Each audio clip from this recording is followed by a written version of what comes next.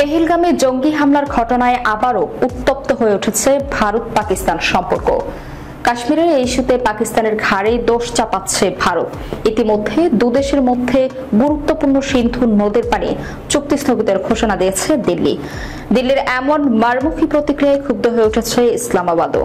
রীতিমতো যুদ্ধের আশঙ্কা চিরশত্রু এই দুই প্রতিবেশী রাষ্ট্রের। প্রশ্ন উঠছে, পরমাণু শক্তিধর দুই দেশের মধ্যে যদি সত্যি যুদ্ধ শুরু হয়, সেক্ষেত্রে জয়ের সম্ভাবনা কার?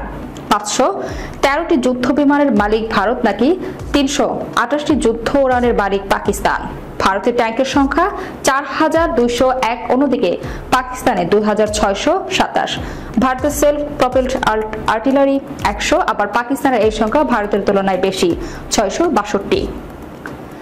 ভারতে মোট এয়ারক্রাফট 2229, কিন্তু পাকিস্তানে 1399। ভারতে হেলিকপ্টার 899, অন্যদিকে পাকিস্তানে 373। ভারতে অ্যাটাক হেলিকপ্টার 80টি, কিন্তু পাকিস্তানে 57টি। ভারতে ফ্রিগেট সংখ্যা 14 এবং পাকিস্তানে 9। ভারতে সাবমেরিন সংখ্যা 18, অন্যদিকে পাকিস্তানে 8। গত মাসে নীতি বিষয়ক গবেষণা এবং উপদেষ্টা সংস্থা ফেডারেশন অব আমেরিকান সায়েন্টিস্টের তরফে যে রিপোর্ট প্রকাশ করা হয়েছিল, তাতে দাবি করা হয়েছিল যে ভারতের ভান্ডারে 180টি পারমাণবিক অস্ত্র আছে, আর পাকিস্তানের ভান্ডারে আছে 170টি পারমাণবিক অস্ত্র।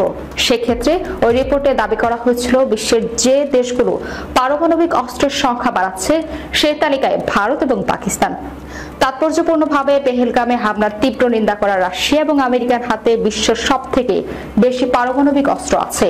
ওই রিপোর্ট অনুযায়ী ভারতের দীর্ঘদিনের বন্ধু রাশিয়ার হাতে থাকা পারমাণবিক অস্ত্রের সংখ্যা 4299, আর ডোনাল্ড ট্রাম্পের দেশের হাতে 3700টি পারমাণবিক অস্ত্র আছে। সেখানে পাকিস্তানের বন্ধু হিসেবে পরিচিত চীনের কাছে আছে 600টি পারমাণবিক অস্ত্র।